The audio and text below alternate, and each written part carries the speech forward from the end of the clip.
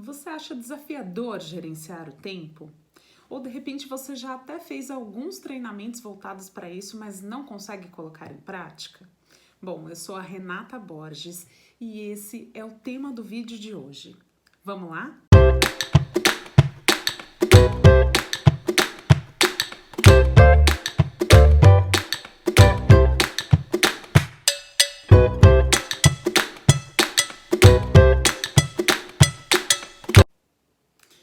Essa semana eu fiz um post aqui sobre gestão do tempo e coloquei algumas dicas sobre como administrar melhor a rotina, como gerenciar melhor todas as frentes que nós temos. E na verdade, eu fiquei aqui pensando que no fundo, tudo isso que foi compartilhado é algo que provavelmente cada um de nós já teve acesso, pelo menos a uma ou duas estratégias do que eu coloquei ali.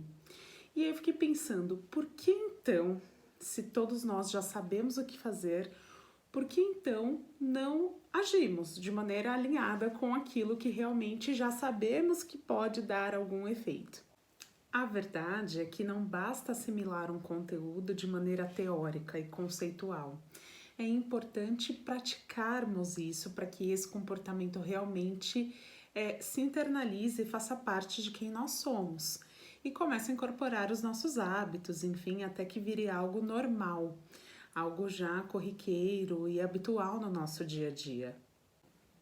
Eu trabalho com treinamento e desenvolvimento para empresas e já vi várias vezes profissionais que vêm para o treinamento, interagem, participam, recebem material de apoio, mas simplesmente engavetam aquele conhecimento.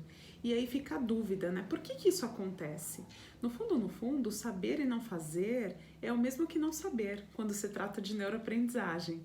Então não adianta realmente ficar só na questão do conteúdo. É importante que tenham ações posteriores, né? Ações realmente de colocar em prática aquele comportamento. Por isso que os meus treinamentos eu sempre dou sugestões de como fazer, o que fazer depois, como praticar, como implementar tudo isso, porque é extremamente importante para a consolidação, então, daquele conteúdo que eu tive acesso, que em princípio é só uma informação. Eu preciso ainda trazê-lo para a minha realidade, praticá-lo para então transformar aquilo em um conhecimento prático.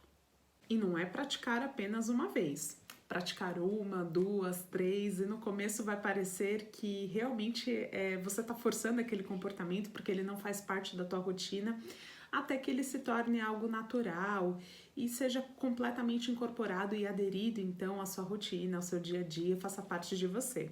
Mas até lá, para que você adquira essa maestria, é importante que você tenha foco de maneira consciente nesse comportamento que você precisa realmente internalizar e praticar mais.